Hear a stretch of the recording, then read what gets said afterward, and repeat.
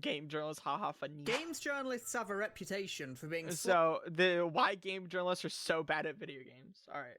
slightly terrible at video games. It seems like it's just a fact of life by now. Every writer for every site from Kotaku to IGN just all suck at video games. But if you think about it for more than 5 seconds, that should sound a little bit weird to you. They get paid to play and talk about video games all day. So if they spend so much time playing video games and spend so much time talking about video games, then why are they so terrible at actually playing video games? Well, the reason why they're terrible at video games, chat, is because, okay, here's the thing. Video game journalism is a rat race where it's like you're trying to get your review out as fast as possible. So it's like you spend maybe 10 hours max on a game, and that's on a good day, so that you can write a review for IGN and you can be your review can be the first one out of everybody else. Right? It's like, damn. Just damn. It's like you barely have time to play games because you're too busy trying to write an article that you spend longer writing than you did actually playing the game to get out for IGN. So that they don't fire you for not getting the review out fast enough. Towers of gameplay does not look like what we saw in the Cuphead tutorials. That's like an hour max. To talk about that, we're gonna have to go back in time a little bit, because the idea that game journalists are just terrible at video games is sort of just taken for granted by now. It's just a fact of life at this point, but it never used to be this way. So let me take you all the way back to the prehistoric era of 2017, where all of this began, with the initial release of a now critically acclaimed indie classic. Cuphead, our beloved. So, little like side thing about like Cuphead that doesn't really relate to the video. So I got into making YouTube videos from Cuphead because I would make YouTube. I had an old YouTube channel where what I did is that I made videos about Cuphead bosses and how to beat Cuphead bosses. And I made like tutorials about like how to beat this boss and how to beat this boss and blah, blah, blah, blah, blah. Right? So that's how I got started in content creation, is that I played Cuphead, I recorded it, and I would make shitty tutorials on how to beat that guy. You were that guy. Okay, yeah, I was the guy that made Cuphead boss tutorials. So that's how I became a content creator, is getting into Cuphead. So Cuphead is very special to me.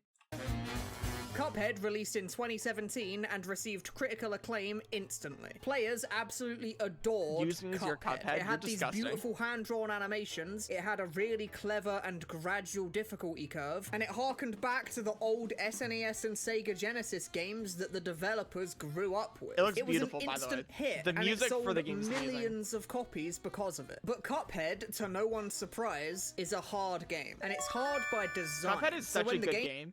Cuphead is definitely one of the best, like, it's one of the cleanest games of all time. I don't think when I was playing Cuphead, there was not a single bug. There was not, like, a single thing where I'm like, this is bullshit. Cuphead is just a clean game, where it's like, it feels good to play. When you play Cuphead, there's, like, no complaints at all about the game or the performance or anything. It's just, you just play the game.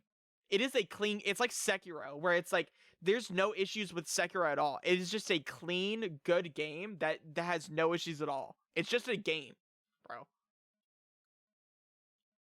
Games journalists entered the scene and came to take a look at this game. They weren't exactly impressed. The game was too hard. It wasn't accommodating enough. It looked good, but it didn't feel.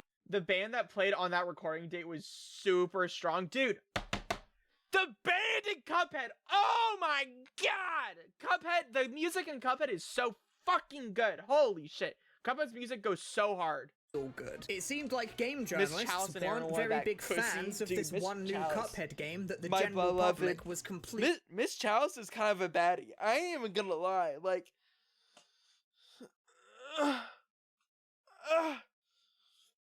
Miss Chalice is so fucking, oh my god. Miss Chalice is a baddie.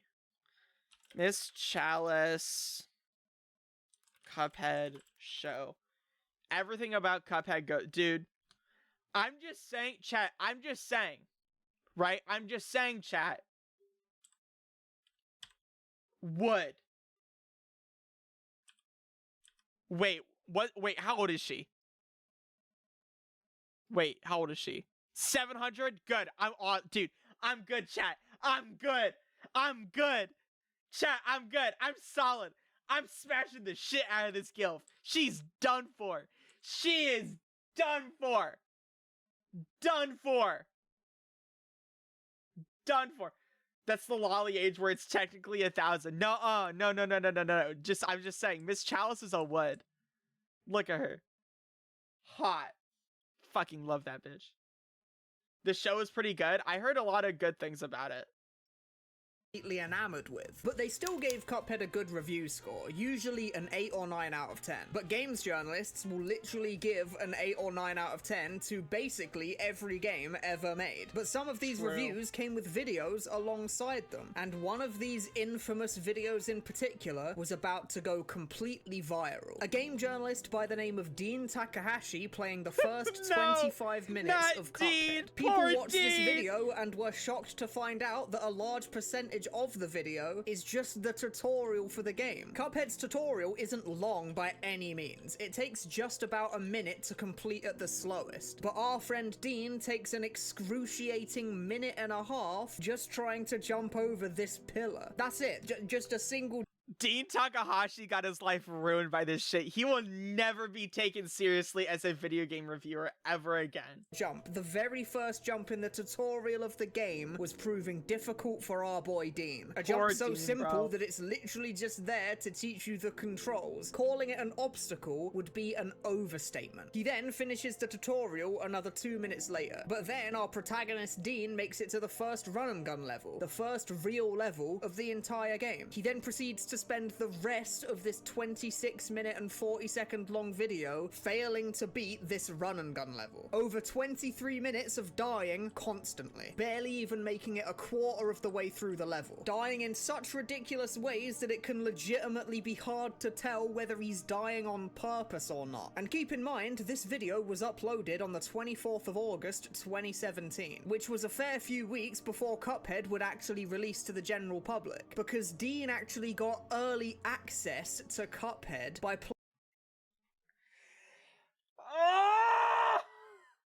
He got early access and he fumbled the bag like that? Bro, are you...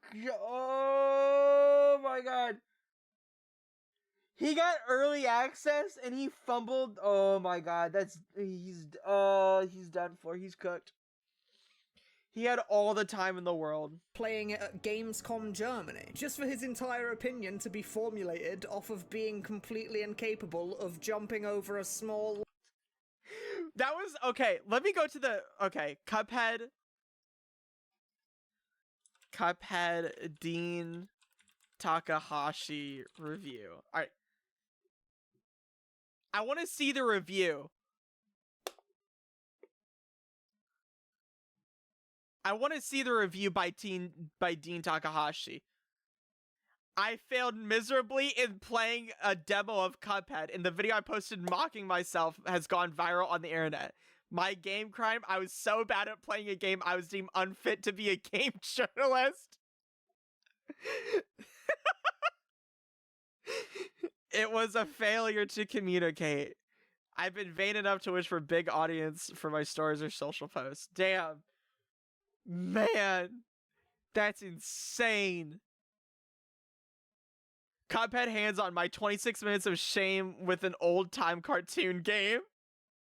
I suck at Cuphead. Let's get out of this way. But in my defense, the run game platform from Studio MDHR and Microsoft is difficult.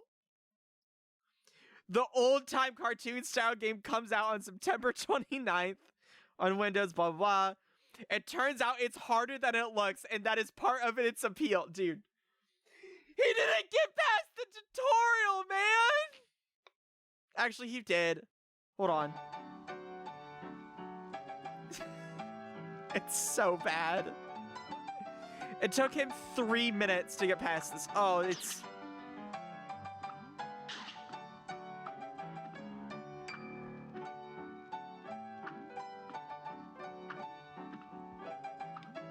Guys, the game is so hard. Guys, the game is so hard. Oh my god. Anyway. Ledge. In his defense, though, he does state that he knew his footage was basically unusable after he got it. And the only reason it got uploaded to their channel, and the only reason he wrote anything about the game, is because he and his colleagues thought it would be funny. But that one mistake, that one attempt at a funny joke at his own expense, created a stereotype for his entire industry that has lasted ever since. From the internet's point of view, he wasn't just uploading a bad gameplay video of Cuphead, he was a living example of just how out of touch game journalists are and how excruciatingly terrible at their jobs they are. Completely by accident, Dean had created a stereotype. And as much as I hate to be on the side of the hate mob on the internet, it's kind of hard to blame people for arriving at the conclusions that they arrived at after watching this video. This is a person who is paid to play and talk about video games every day of the week. They are technically a professional video game player, and yet they can barely walk in a straight line in a 2D platformer. Yet this person's opinion pieces regularly appear at the top of well-respected game journalist outlets. Why should this person's opinion be more valuable than anyone else's when they can barely even beat the games they play? So a lot of people thought that this video was eye-opening. Every time a reviewer reviews one of your favorite games and gives it a bad score, maybe this is the sort of performance that they were giving when they tried to play it. Maybe every video game reviewer is just terrible at video games, and that's why their opinions seem so out of touch. Maybe the entire industry is just a complete lie, and once this video I've heard this thing before, and I'm gonna like repeat it. I think that like there's a really big disconnect between journalists and like actual people who play games. Like it's very obvious whenever you look at like Metacritic scores for like games, it's like it's very obvious that there is a disconnect between like people who play video games and then journalists. It's very obvious that like there's something there where it's like they're rating games differently than how actual people who play video games all the time rate video games. And it's like, how the fuck do they rate games? Because clearly, like, we're not rating games based off of the same criteria. Had opened people's eyes to what a game journalist can really look like, suddenly people started to do some digging, looking to other websites and other reviewers with completely fresh eyes. And they found a lot of the same reviews stuff. Are bought? I don't think all reviews are bought. I think there's definitely a thing. What was the thing like recently about like there was like a film studio that was like paying people to like give them bad reviews? Terrible like that. Video games. New Super Mario Bros. Wii is a tough game. Old school tough. I actually found one example myself while researching this video, although this one's from after all this fiasco actually happened. Just listen to this GameSpot journalist describing SpongeBob Battle for Bikini Bottom as difficult. All you need to do is stand on a button, and that button opens a gate for you to bowl a bubble into so you can progress. The only problem is that during SpongeBob's wind-up animation for bowling, he walks forward. That means you fall off of the button, which closes the gate and prevents you from bowling the bubble where you intended, when you intended.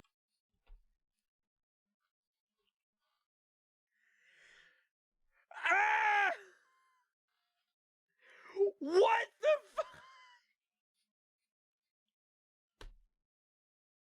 This is the sort of barricade that is enough to completely stump a game journalist, apparently, with him even describing this sort of thing in the game as Sisyphean, which I think might...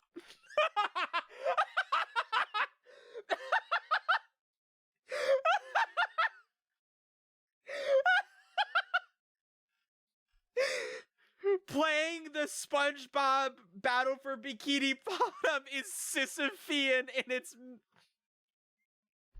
That's insane. Might be a bit of a stretch when talking about a remaster of a game for children, to be honest. But personally, I think we might be being a little bit too harsh on the game journalists. I love here. that. Because yeah, you're right. Some of them really are just terrible at video games. There's no doubt about that. But this issue gets made even worse by the industry itself and how that industry operates. Because being a game journalist is more than just playing games and talking about them. There is a massive amount of pressure on you as a game reviewer. Everyone is racing to have their article be the first review. I was saying this before. It's like game journalists are fucked because like they're in a rat race to try and get their review out first for their company. It's like they're losing from the beginning. There's no winning for these poor game journalists. Top of Metacritic the moment the game comes out. So your website will get the promotion that it so desperately needs to survive. So all these journalists get their review copies a week early, maybe 2 weeks if they're lucky, and they have to play the game, formulate an opinion, write an article, and ship it all within the space of a week. And You would love this to is be a just game not reviewer? enough No, you time would to not. formulate a well thought out opinion You get on paid like anything, shit, and, let alone a game that can be 20 or you're more getting hours yelled at by long your just to bosses all even the time. finish. Take a game like Elden Ring, for example. Elden Ring. If you've played Elden Ring, you'll know that it's a pretty hard game. So when you're a new player, you'll play it for a bit, and maybe you'll get to the first boss, Margit, and he'll just completely beat your ass over and over again. And you're like, oh my god, this game's so crushingly impossible. Oh my god, how does anyone beat this game? What in the fuck?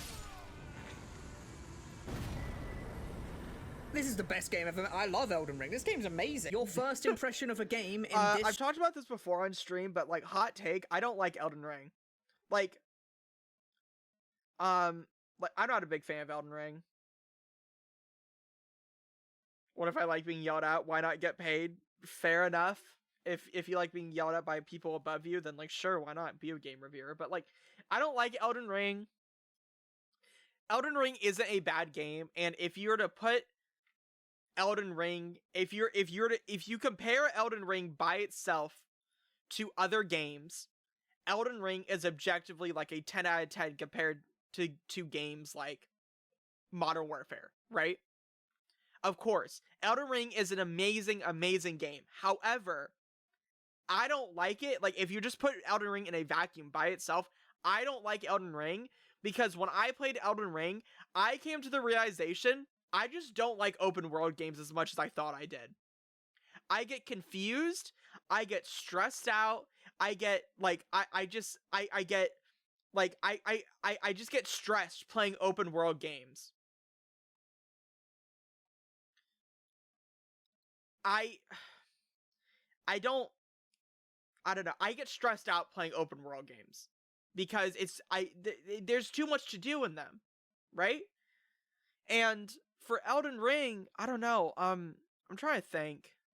Also, I didn't like in Elden Ring all the repeat bosses. I thought that kind of stunk. Like all the bosses that they repeated, and it's like I didn't like the fact that I could over level in areas, so it felt like some areas were way easier than they should have been, and some areas were way harder. Like in Dark Souls 3 or Sekiro, it's like you were generally at the perfect amount of difficulty for the boss because you were generally around the level they expected you to be when you get there, right?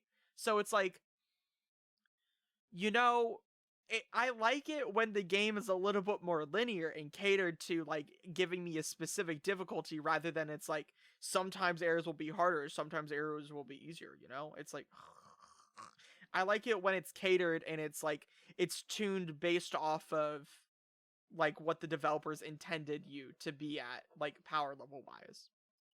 So short amount of time will not necessarily be enough to formulate a well thought out opinion on that game. Even in just a week or so of playtime, your opinion on a game can change dramatically, and you can't even complete most games in a week. Hence why so many IGN articles are written by people who just straight up admit that they didn't even finish the game they're talking about.